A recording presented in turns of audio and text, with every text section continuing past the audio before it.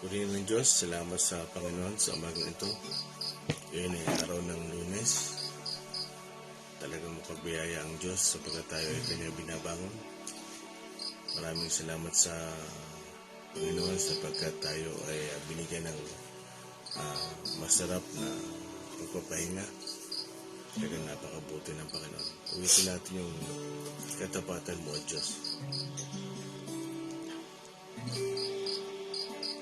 Praise God. Katapatan mo, Diyos, tunay at dakila. Ang pag-ibig niyo ay wagas at walang kapantay. Sa aking puso, sa aking buhay, ang papulit pagsamba iaalay. Bukas, noon, ngayon, magpakailanman, luwalhatiin ka. Katapatan mo, Diyos. Katapatan mo, O Diyos, tunay at dakila. Ang pag-ibig niyo ay wagas at walang kapantay. Sa aking puso, sa aking buhay, ang papulit pagsamba iaalay. Bukas, noon, ngayon, magpakailanman, luwalhatiin ka. Panginoon.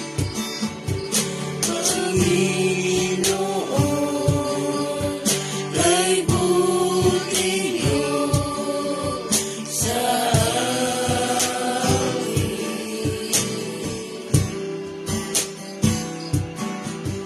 ngayon lamang ang tangi ko sasambahin.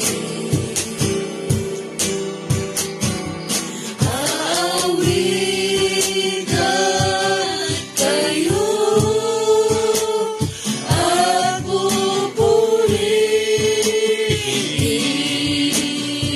pupurihin, Panginoon,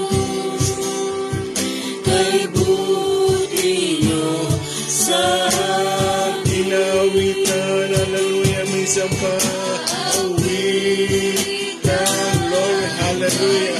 Praise God, yes, Lord. At pupuri, banal-banal ang Diyos, hallelujah.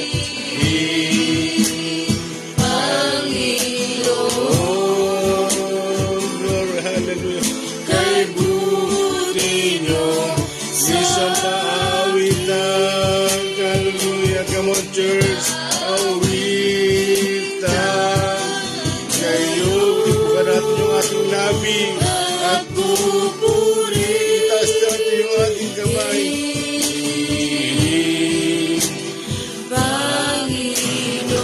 Panginoon, kay buti niyo Sa misang paawitan, glory, hallelujah. Awitan kayo at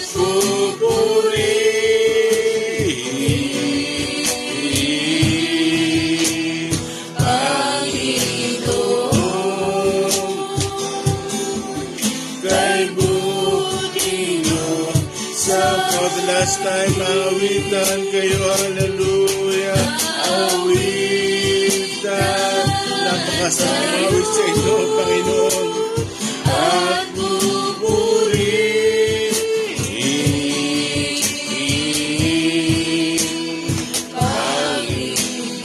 Panginoon, kay buti niyo sa aking kibutin niyo sa amin. kay buti niyo sa amin. Hallelujah. Ibuti ninyo sa amin. Ibuti niyo sa amin. Hallelujah. Praise you, Jesus. Lord, salamat sa inyo, Panginoon. Ama, salamat po.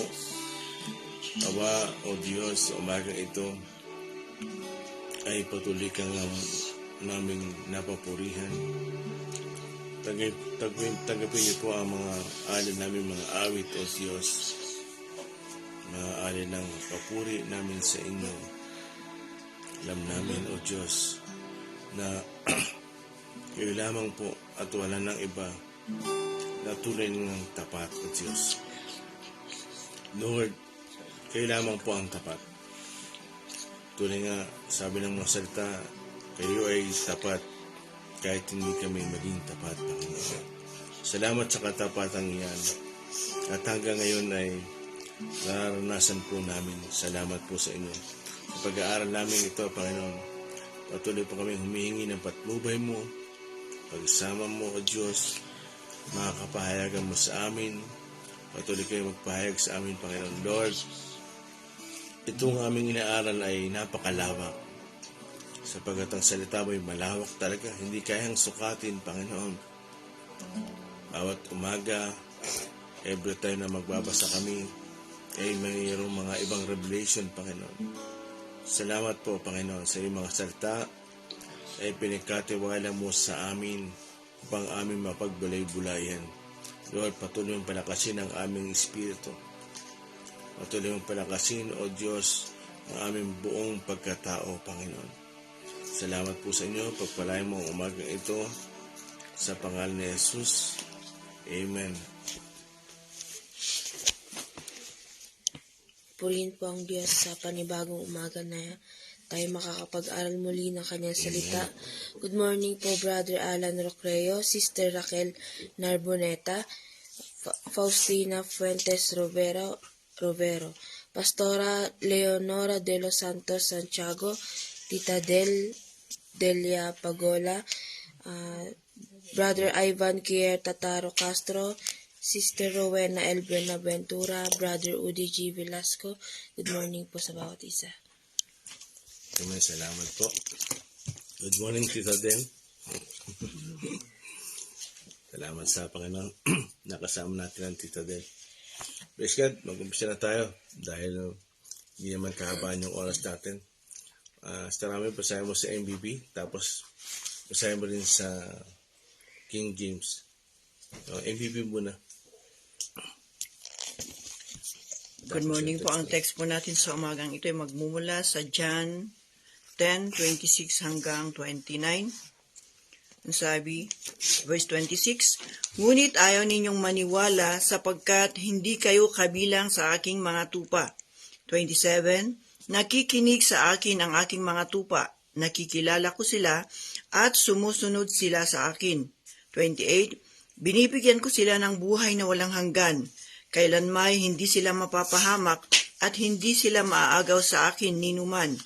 29, "Ang aking Ama na siyang nagbigay sa kanila sa akin ay lalong dakila sa lahat at hindi sila maaagaw ninuman sa aking Ama." Okay. Ang topic po natin sa umagang ito ay Eternal Security Part 2. Sa King James po, hanggang mula 26 po ba? Hindi, 28 lang. 28, King James Version ng John 10. "At sila'y binibigyan ko ng walang hanggang buhay at kailanmay hindi sila malilipol at hindi sila aagawin ng sinuman sa aking kamay." Amen. Salamat sa Panginoon. Okay. MBB verse 26. Mabilisan lang to. Sarami. MBB verse 26. "Ngunit ayaw ninyong maniwala sapagkat hindi kayo kabilang sa aking mga tupa." Salamat sa Panginoon. Okay, makinig po. Makinig po bawat isa. Verse 26. Ang mga tunay na tupa daw ay ang mga naniniwala sa Panginoon. Amen? Amen.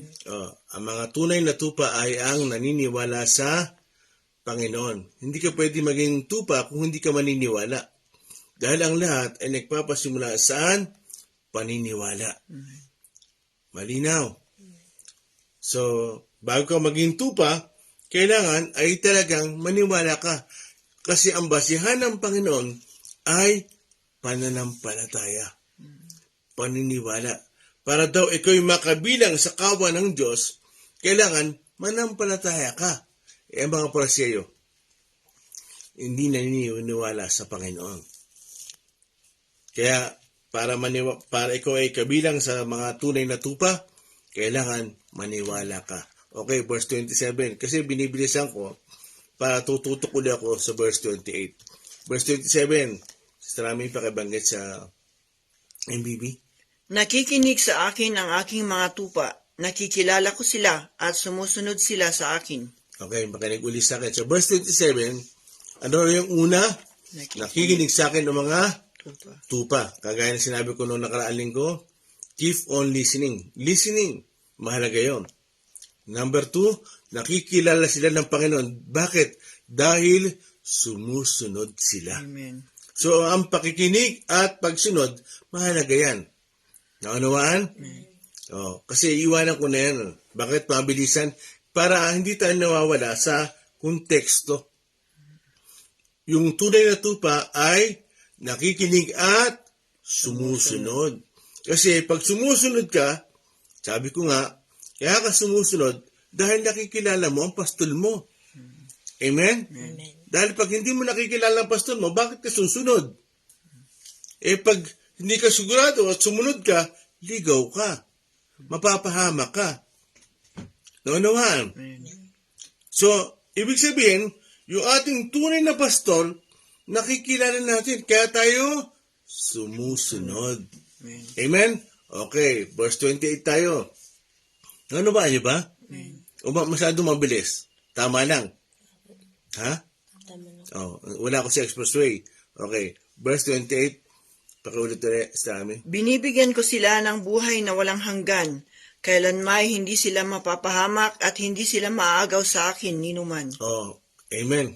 Kasi gusto kong ma-interpret ko siya anong context talaga. Kaya ako nang namadali. Kasi yung oras natin So, alam natin, sa kahabaan ng pag-aaral natin ng salita ng Diyos, alam natin, ang mga katangian ng mga tao nagtataglay ng buhay na walang hanggan o eternal life. Sabi nga Sister Rami, isulat mo nga ito. Ano yung sinulat mong tanong, Sister Rami? Ano ang katangian ng taong nagtataglay ng buhay na walang hanggan o eternal life? Yun. So, ano nga ba ang katangian? Kaya nga sa verse 28, bago ko talaga i-explain yan kung ano yung interpretation o explanation ng talatang yan, gusto ko munang i-reviewin ng maiksiyan lang. Alam natin, kabisado yun na, paulit-ulit na sinasabi ko, ang mga tao nagtataglay ng eternal life o eternal security, o buhay na walang hanggan, unang-una ay lumalakad sa kabanalan. Alam niyo na yun, lagi binamagit ng mga pastor. Kahapon lang binanggit ang ating Pastor Joseph. Kaya binabati ko ang bawat isa na happy 49 Foundation Day. Amen. Sa bawat isa at din sa mga nanonood din. Kaya dito, uulitin ko, unang-una, napakahalaga ang paglakad sa kabanalan. Kaya ikaw ay merong eternal security, merong eternal life, merong assurance of salvation. Number 1, lumakad ka sa kabanalan. 1 Peter, bagit ka lang, mabilisan. Sige, pakibasa. 1:15 to 16.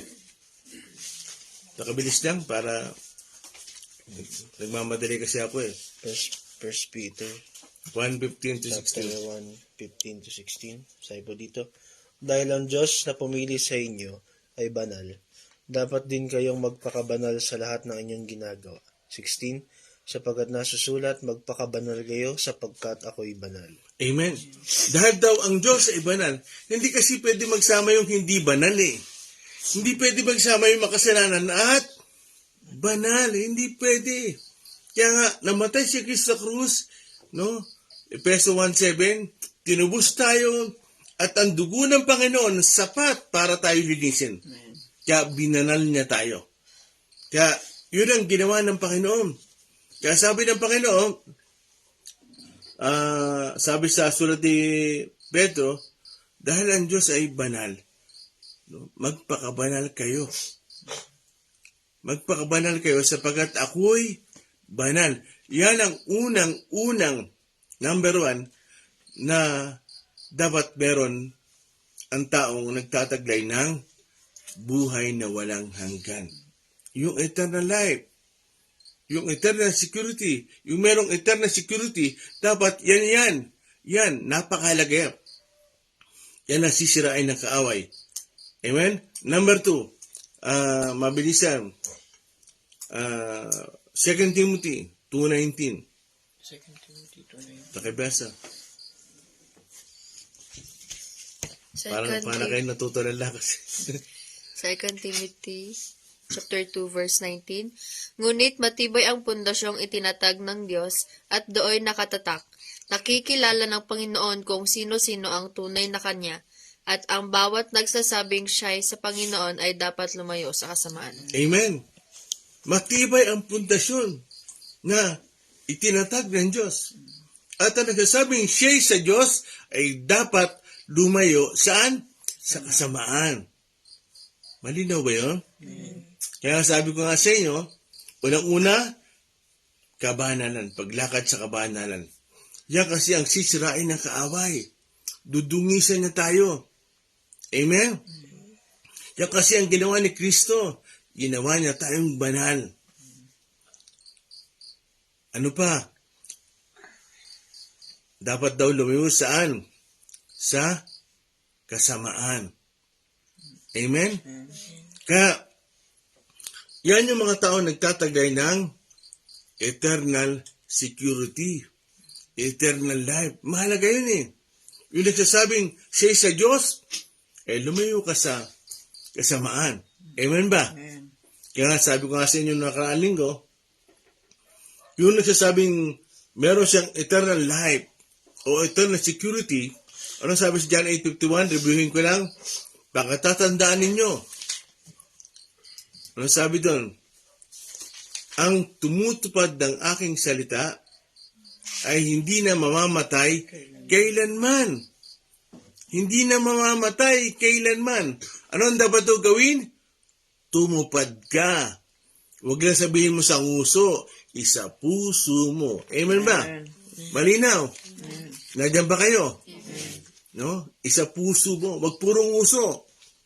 Kristyano ko. Hindi sinasabi yan. Pag meron mga taong sinasabi niyang siya'y banal, banal ako. Ang totoo, hindi rin sinasabi yan. Ipinamumuhay yan. Hindi ipinagmamalaki yan. Ipinamumuhay yan. Nakakaunawaan ba? Amen. No? Yan yung talagang mga ipinamumuhay na dapat ating gawin. Kaya nga, ano ang sabi si John 8:31? Kung tinutupad ninyo ang aking mga salita, tunay ngang kayo'y mga alagad ko. Amen? May naglilista ba? Meron po. John 8:31. At sa 32, verse 32, John 8, verse 32, at makikilala niyo ang katotohanan at ang katotohanan ang magpapalaya sa inyo. Bakit? Ano ba ang katotohanan? Si Jesus. Ang tunay na nakakilala sa Panginoon ay tunay na malaya. Amen? Hindi malayang gumawa ng kasalanan. Malaya sa kasalanan. Hindi paggawa ng kasalanan. Amen? Nanuhan niyo ba ako? Kaya kung sinasabi niya na, dapat tayo maging malaya. Malaya na ako. Hindi ibig sabihin na malayang gumawa ng kasalanan. Pinalaya ka sa paggawa ng kasalanan. Hindi gumawa. Amen? Kasi ganyan na nangyayari. Akala natin, sobra namang higpit din sa church niyan. Hindi tayo mahigpit. Sabi nga ni Ender kahapon, no? Maraming batas sa Doropit. Ang totoo, hindi ka lang marunong sumunod. Bakit? Bakit ang Diyos nagbigay ng maraming kautusan? Kasi gusto ng Panginoon, gusto ba ng Diyos mapabuti siya? Para ba sa Diyos ang kautusan? Hindi, para sa atin. Bakit? Gusto ng Diyos, tayo ay maging karapat dapat sa Kanya. Kasi nagbigay ng kautusan, ng law of Moses. Bakit? Yan kasi ang standard ng Panginoon. Nawatan? Naman, may standard kasi ang Diyos natin. Ang Diyos natin ay hindi lang basta-basta. May standard siya. Pag sinabing Christian ka nga. Amen? Hindi ka lang Christian dahil hindi ka Muslim. Hindi, Christian ka nga kasi tagasunod ka ni Kristo. Amen? Pag sinabing tagasunod ni Kristo, disciple ka. Disipulo ka. Alagad ka. Kaya habang ikaw ay sumusunod kay Kristo, nababago ka. Amen? Kasi nga, tupa ka eh. Ang tupa daw ay nakikinig at sumusunod. Naanuan? Okay. Balik tayo sa verse 28. Naanuan niyo na ba sinabi ko? Kasi gusto ko interpret pa yan ng yung verse 28. Gusto ko siyang i-interpret nung base sa gusto niya.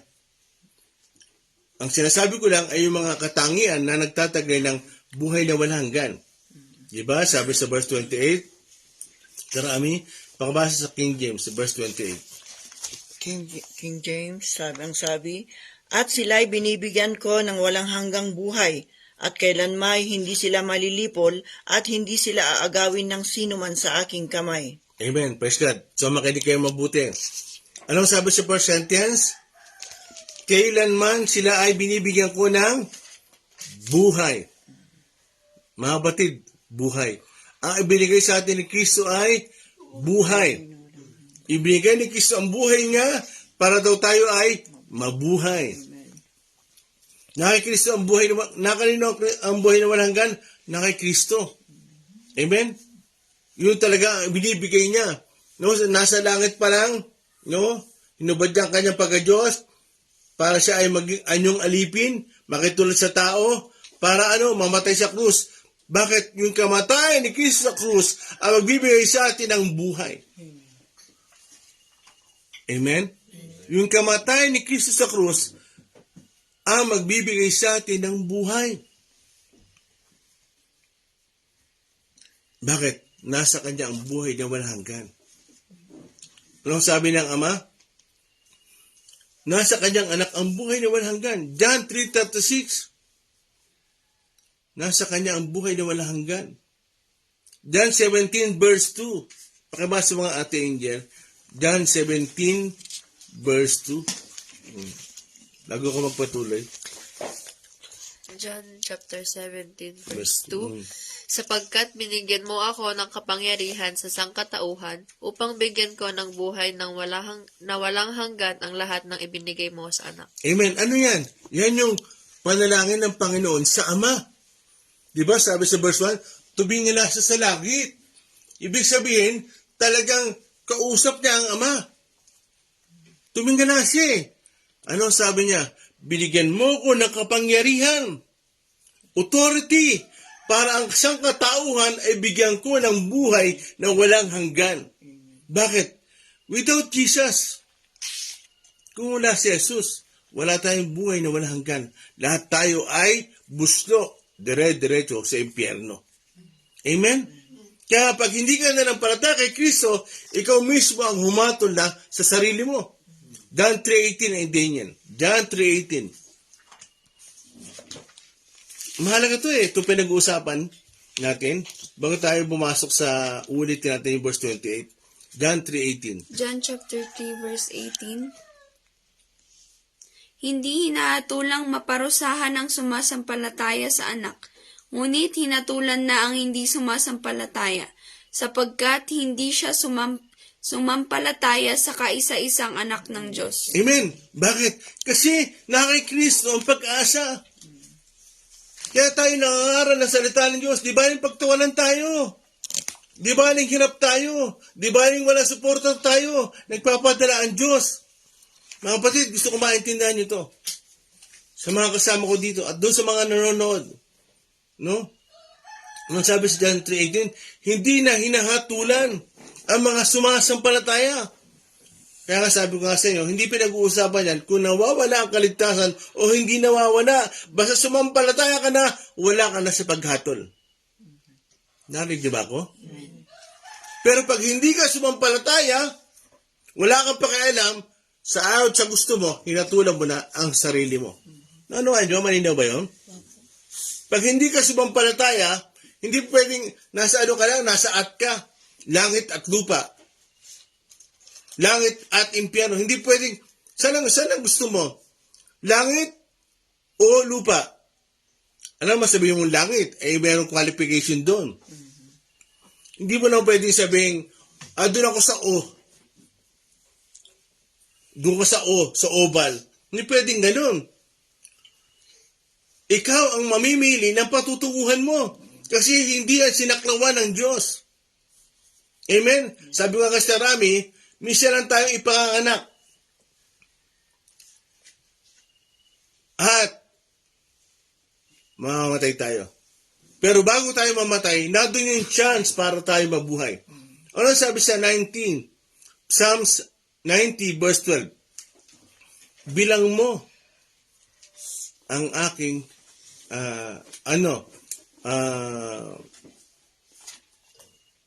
sige, 90, buksan nyo nga, awit 90 verse 12 din yan.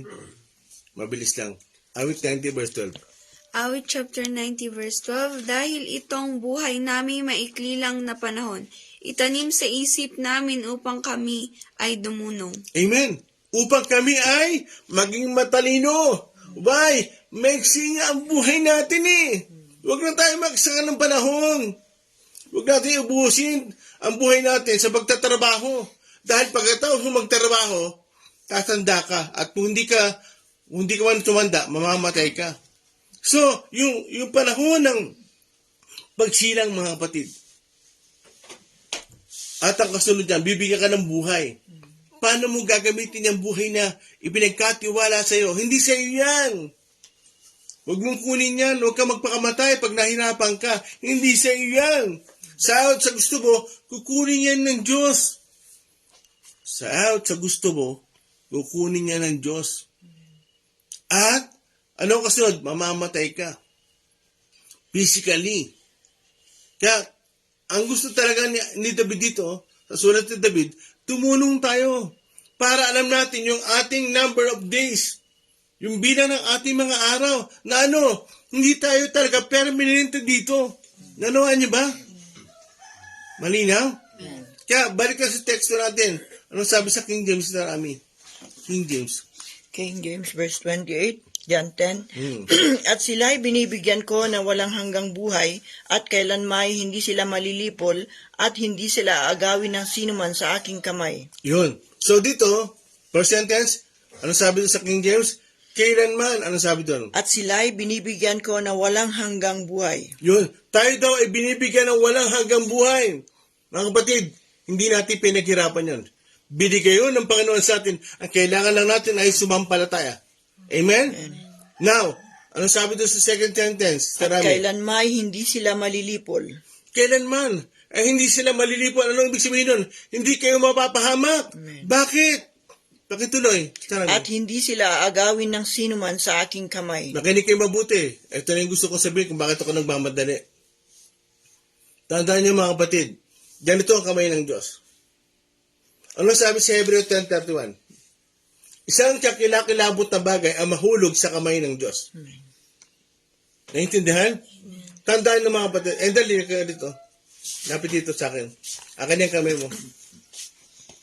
Tapakita mo sa camera. Hindi tayo ganito hawak ng Panginoon. Nanig ka. Hindi tayo ganito hawak ng Panginoon. Kasi masasakal tayo. Meron tayong kalayan. Ipatong mo kami mo dito. Ganito lang tayo, mga kapatid. Nasa atin pa rin ang choice kung tatalon tayo. Okay, thank you. Kung tatalon tayo. Di ba ano sabi sa Hebreo 10:31? Isang kakilakilabot na bagay ang mahulog sa kamay ng Diyos na buhay. Amen. Mga kapatid, alam niyo yung kwento ng Noah? Di ba? 8 tao lang naligtas. Pag ikaw ay lalabas sa arka, doon sa barko, at tatalong ka sa dagat, hindi ka na hawak ng Panginoon. Ikaw na ang tumalon eh. Amen? Nanawaan ba? Kasi, hindi tayo talagang sinasakal ng Panginoon. Habang nasa kamay ka ng Panginoon, no, malaya ka. Hindi gumawa ng kasalanan, malaya ka. May kapayapaan ka. Ang dami mong gagawin. Bakit paggawa pa ng kasalanan ang iniisip mo? Ang daming dapat gawin. Humayo ka, magpuri ka. Ang daming dapat gawin. Bakit gano'n naman Kristiyano? Ang iniisip lagi kung kailan ako magkakasala. Huwag mo bulay-bulay sa isip mo kung kailan ka manghihina, kung kailan ka magkakasala. Kasi nasa kamay ka ng Diyos eh. Now, ulitin natin yung verse 28. Verse 28, At sila'y binibigyan ko ng walang hanggang buhay, at kailanmay hindi sila malilipol, at hindi sila aagawin ng sino man sa aking kamay. Ano yung tanong ko sa amin? Ano ba ang katangian ng tao? Ano ang katangian ng taong nagtataglay ng eternal life o buhay na walang hanggan? Yun. So dito, sinasabi niya, at binibigyan ko sila ng buhay, mga kapatid, makinig kayo. Gusto ko sabihin sa inyo, no, yung buhay na binibigay sa atin ng Panginoon, talaga sa inyo yan. Now, hawak ka, nasa kamay ka ng Panginoon. Makinig kayo. Anong ibig sabihin ng Panginoon? As long na ikaw ay nasa kamay ng Panginoon, safe ka. Amen. Now, makinig kayo. Anong ibig sabihin? Under protected ka. Ano nga niyo ba? Under protected ka ng Panginoon. Alam niyo ba sa DNR, sa mga probinsya, may nakamerong signboard, DNR, no? Under protected to ng DNR. Ibig sabihin, protektado ka, mga kapatid. As long na ikaw ay nasa Panginoon, protektado ka, safe ka. Pero kung tatalong ka, wala magagawa sa iyo ang Diyos. Kasi choice mo yun. Amen? So, ano ba talaga ang katangian ng mga taong nagtataglay ng eternal life? Buksan natin muna, mabilisan lang to. Sa Hebreo 11:35 to 40. Din yan. Isa-isa nga natin yan. Hebreo chapter 11 verse 35 to 40. Verse 35. Dahil sa pananampalataya sa Diyos, ibinalik sa ilang ang mga babae ang kanilang mga mahal sa buhay na namatay matapos ang mga ito'y buhayin muli. Okay, pakinig kayo. Dahil sila'y tunay na mananampalataya, gumawa ang Diyos, namatay ang asawa nila, binuhay uli, binalik sa ilang. Next. May mga tumangging sila'y palayain, sapagkat pinili nila ang mamatay sa pahirap upang sila'y muling buhayin. Kasi ganito yan.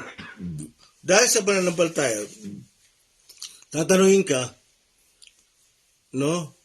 Kung gusto mo ba mabuhay, itanggi mo si Jesus. I-deny mo. Mabubuhay ka. Pero anong ginawa ng mga tunay na mananampalataya? Tumanggi. Patayin nyo na ako. Hindi ako aalis sa aking paglilingkod. Sa aking pananampalataya. Patayin nyo na ako. Ulit yung mga ganyan.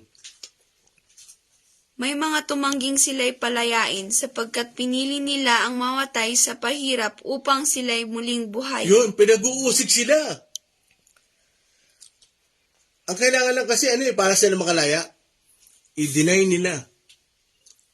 I-deny nila si Jesus. I-deny nila ang Diyos. Pero ano ginawa nila? Mas pinili nilang sila'y pahirapan hanggang sa mamatay. Bakit? Dahil mahal nila si Kristo. Dahil tunay silang mananampalataya. Amen? Nga, di ba sabi sa binasa natin sa verse 28? Kasi nga, hawak sila ng Panginoon. Pag hawak ka ng Panginoon, hindi ibig sabihin wala kang pagsubok. Hindi ibig sabihin wala kang tukso. Anong ibig sabihin nun? Magtatagumpay ka. Kaya mo yan. Dahil ang Diyos, hawak ka. Tanda mo, hindi aalisin sa atin ang pagsubok at tukso. Kasi, ang pagsubok sa atin ay magiging pakinabang. Ano sabi sa Santiago 1? Ang pagsubok daw ay nagpapatatag ng pananampalataya. Kaya hindi umaalis sa atin ang pagsubok. Lord, bakit naman ganito ang daming pagsubok? Magtanong ka, mag-pray ka.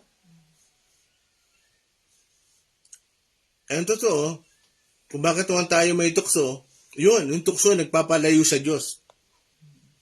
Kaya sinasabi natin, tukso, layuan mo ako. No? Para tayo malayo. Ang totoo, hindi lalayo ang tukso, ikaw dapat ang lumayo sa tukso. Ano naman? Hindi yan tuloy. At magtamo ng mas mabuting buhay. Okay. So, itong mga binihag, no? Kaysa magtamo talaga ng mabuting buhay dito sa lupa, mas pinili nilang mamatay. Kasi alam nila may buhay sa kabilang buhay. Alam nila. Yan yung tunay na merong eternal security. Yan yung tunay na merong eternal life. May assurance of salvation. Ano niyo ba? Amen. Sing oras na? 37. Okay, tuloy. 36. Mayroon namang hinamak at hinagupit, at mayroon ding ibinalanggong nakakadena. Okay, ulitin mo yan ha. So, merong hinamak daw, hinagupit, pero hindi sila umatras. Binalanggo. Mga kapatid kayo, binalanggo na ba kayo? Wala lang kayong pagkain ng almusal eh. Wala lang kayong pagkain ng tanghalian eh. Lord, bakit wala akong pagkain ng tanghalian? Baka kailangan mo magbukal ng kamote para kumain ka. Amen? Kasi ayaw din ng Diyos ang tamad.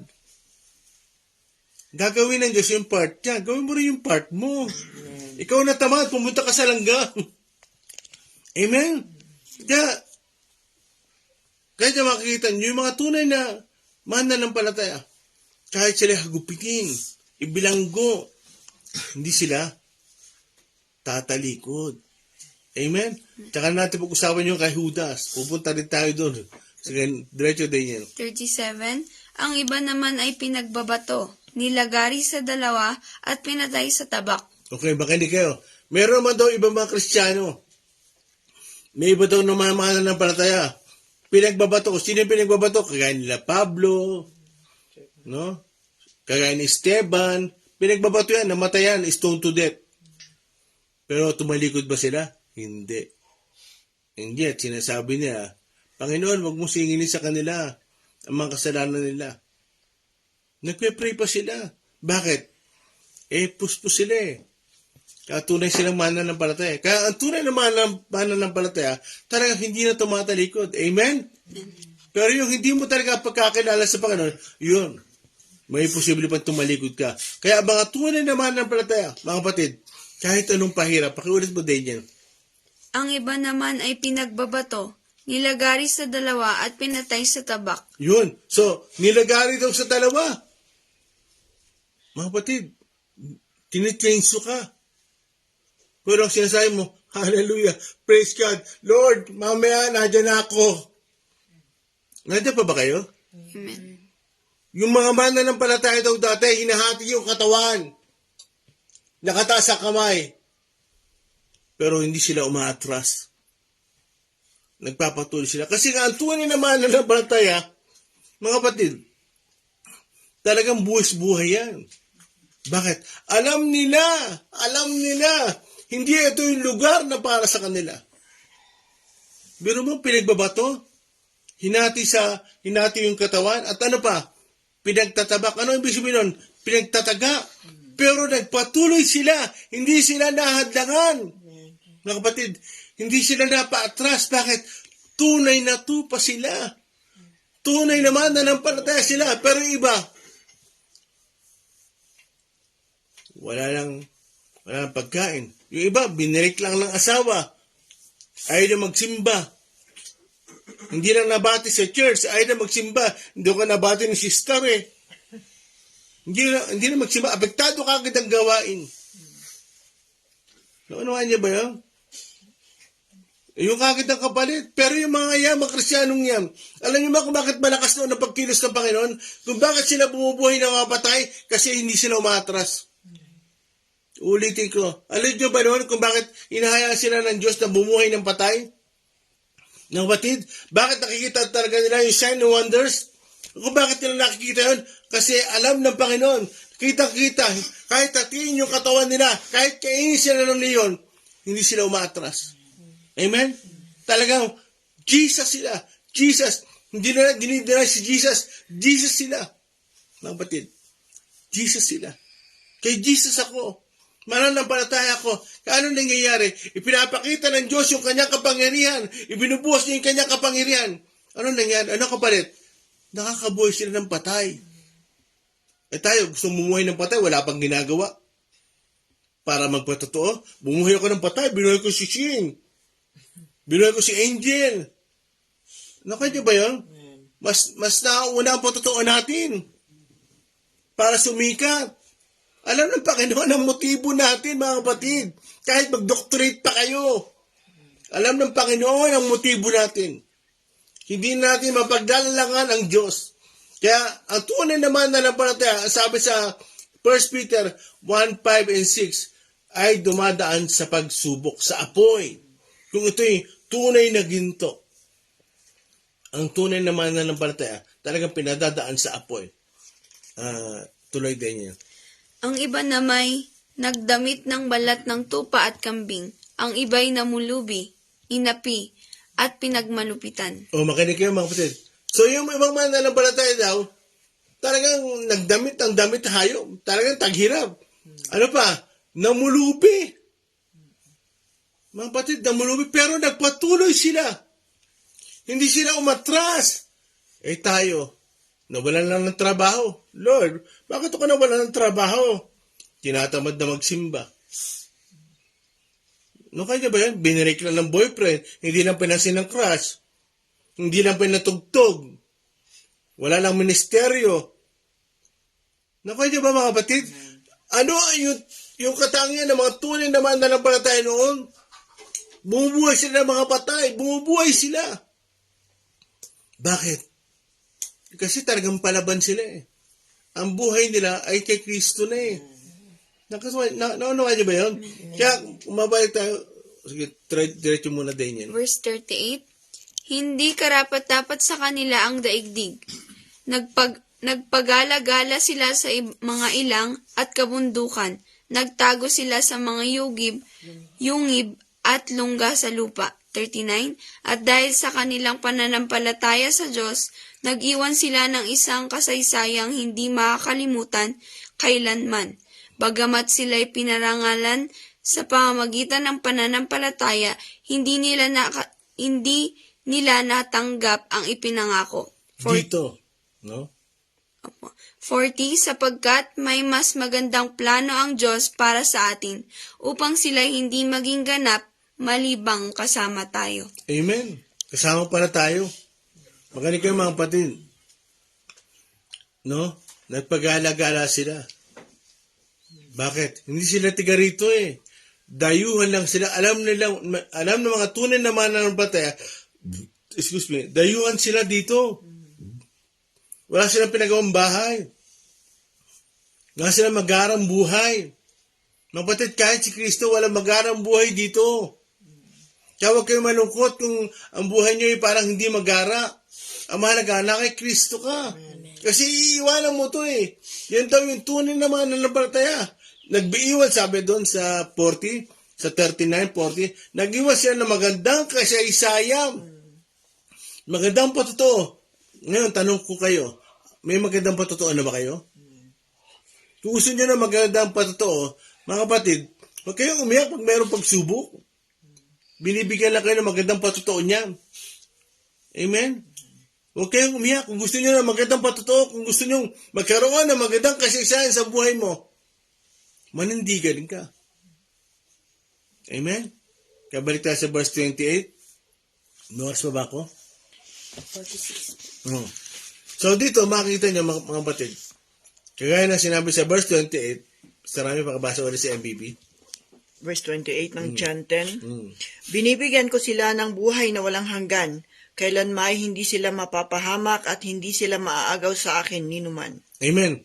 So dito, yung buhay na binigay sa atin ng Panginoon, no? Nasa atin yan. So, ibinigay sa atin ng Panginoon, hawak tayo ng Panginoon. Anong ibig ko sabihin para malinaw natin? No? Tayo ay under protection ni Jesus. Amen. Ng anak. Kaya nga sa verse 29, Sir Rami, verse 29. Verse 29 ng John 10. Ang aking ama na siyang nagbigay sa kanila sa akin ay lalong dakila sa lahat, at hindi sila maaagaw ninuman sa aking kamay. Amen. So dito, makita niyo mga kapatid, yung Diyos sa anak at Diyos sa ama, sila mismo pareho ang nag-iingat sa atin. No? Talagang protektado nila tayo. Kaya, anong gagawin natin? Anong gagawin natin?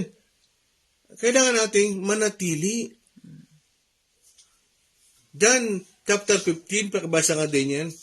Yan, tarami dito ka lang. Huwag ka na umalis. John 15 verse 5 and 6 and 7. John chapter 15 verse 5 and 6 and 7. John chapter 15 verse 5 to 7.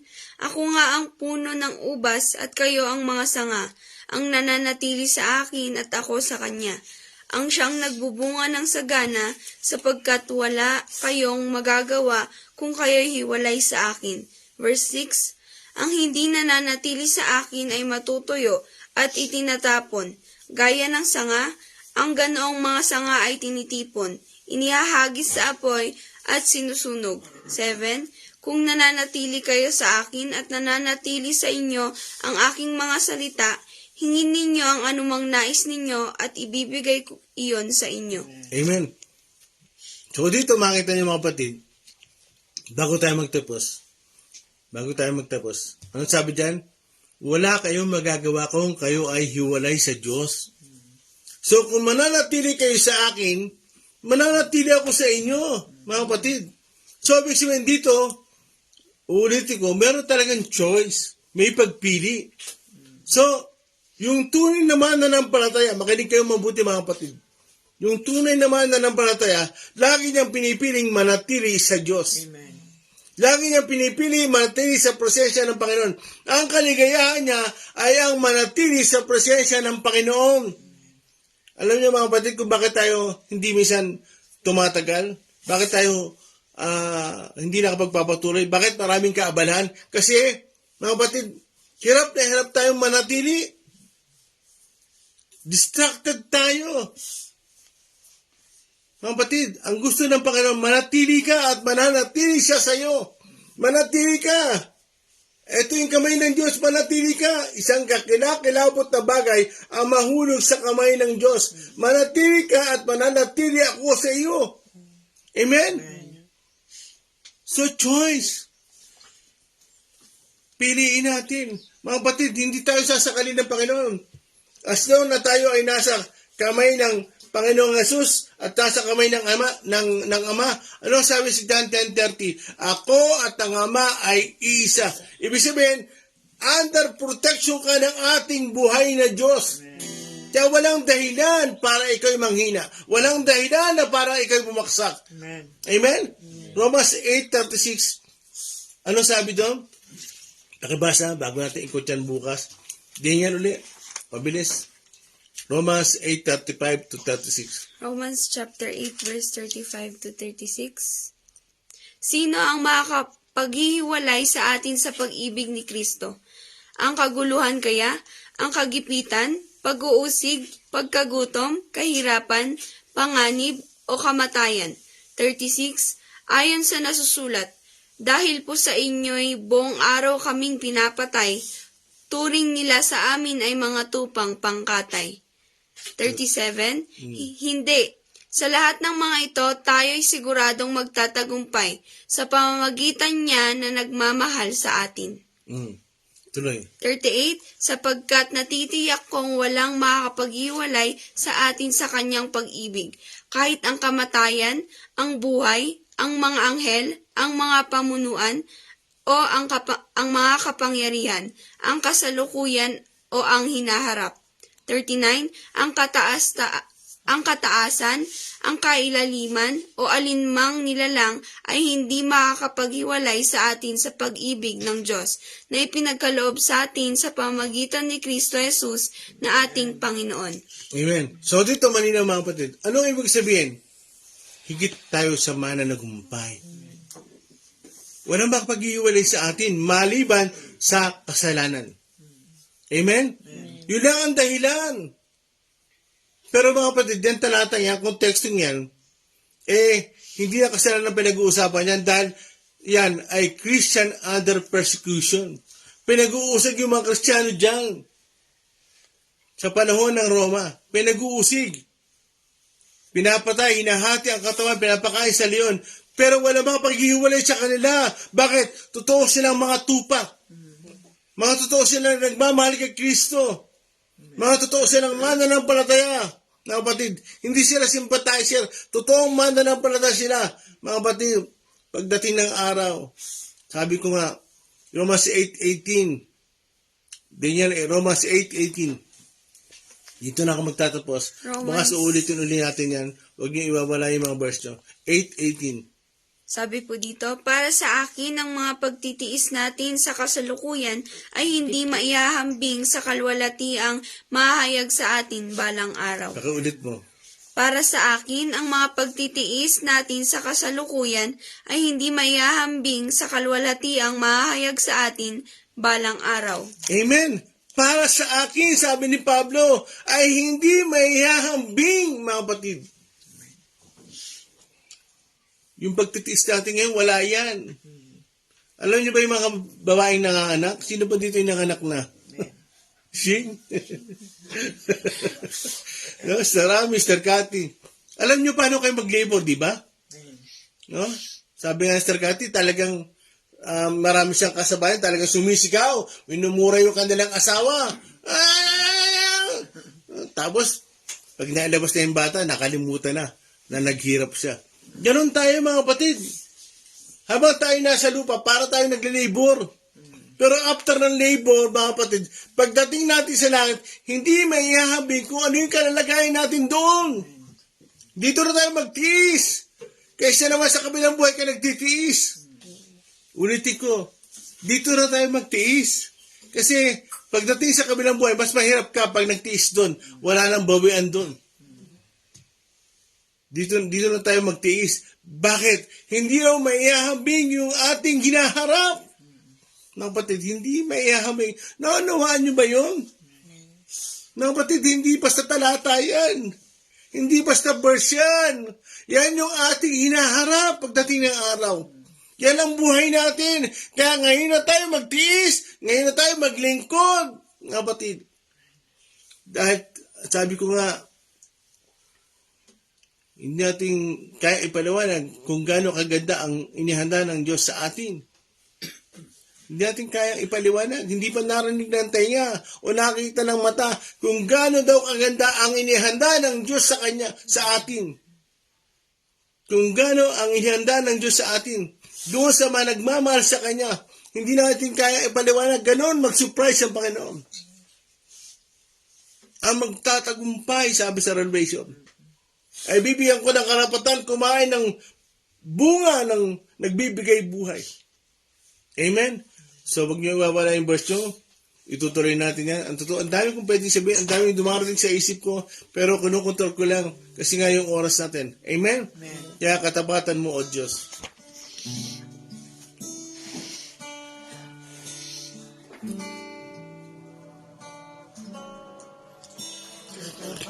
Mr. Cathy? Diyos tunay at dakila, ang pag-ibig mo hanggas at walang kabantay. Sa aking puso, sa aking buhay, ang papurit pagsambay iyaanay. Bukas noon, ngayon, magpakailanman, dumarating ka, Panginoon. Panginoon, kay buti niyo. Hallelujah. Thank you, Lord. Pero mo kami pinagdadaanan ngayon. Hindi na ikukumparehan. Hindi sapat yan para siya hinaharap namin, Lord. Kung nauunawaan lang namin ang hinaharap namin pagdating namin sa finish line. Hallelujah.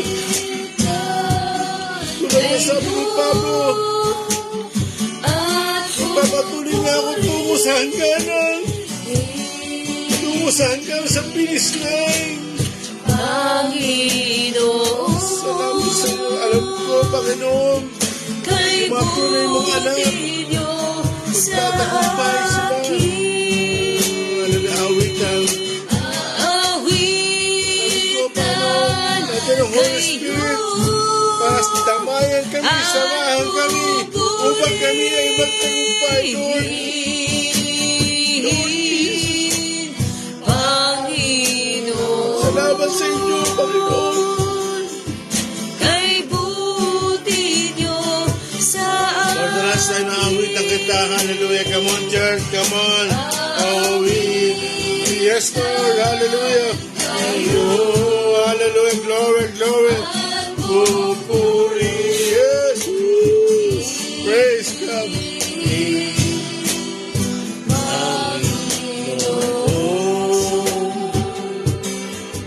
Kay buti niyo sa Panginoon, kay buti niyo sa akin. Panginoon, Kay buti Panginoon, kay buti niyo sa akin.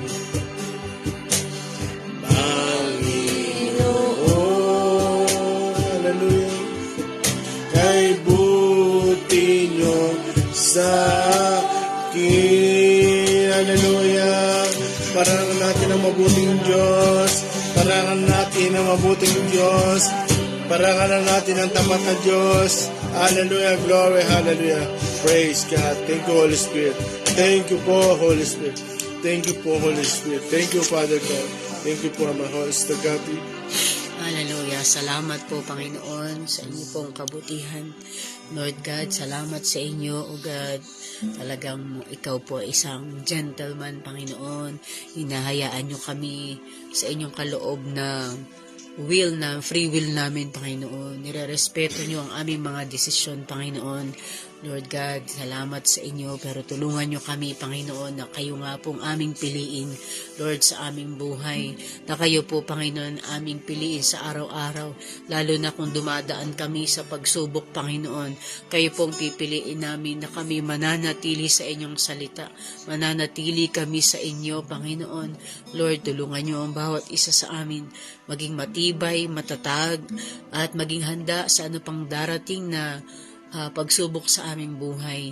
Salamat sa inyo, Panginoon, at kung meron man kaming kasama ngayon o sino man sa amin ang may mabigat na pinagdaraanan, o Panginoon, tiyataas po namin ang bawat isa, Panginoon, at dalangin namin, Lord, ang iyong mga salita na lagi naming nababasa at naririnig ay tunay nga naming maipamuhay, Panginoon, at maniwala kami na kayong aming kasama na tutulong sa amin.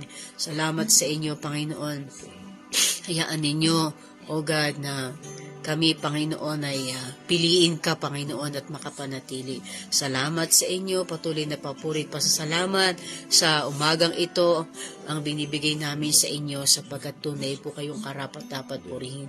Salamat sa inyo, O God.